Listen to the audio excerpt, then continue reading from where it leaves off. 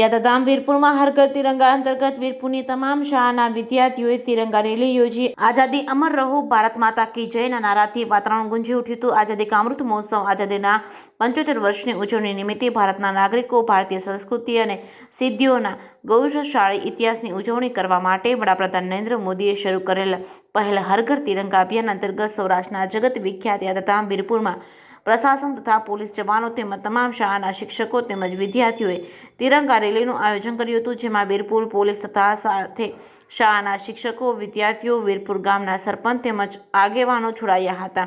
આ તિરંગા રેલીમાં શાળાના વિદ્યાર્થીઓએ ભારત માતા તેમજ ઝાંસીની રાણી, ભગતસિંહ જેવા વેશભૂષા ધારણ કરી દેશની આન બાન શાન એવા તિરંગા સાથે વીરપુરના મુખ્ય માર્ગો પર તેમજ શેરી ગલીઓમાં ફરી ભારત માતા કી જય, આઝાદી અમર રહો, વંદે માતરમના નારા લગાવીને હર ઘર તિરંગાના સ્લોગન સાથે શહીદોને યાદ કરી લોકોને દેશની શાન તિરંગા વિશે માહિતગાર કર્યા હતા। કેસરી ગુજરાતી સાથે ભાગ્યેશ ડોબરિયા, વીરપુર।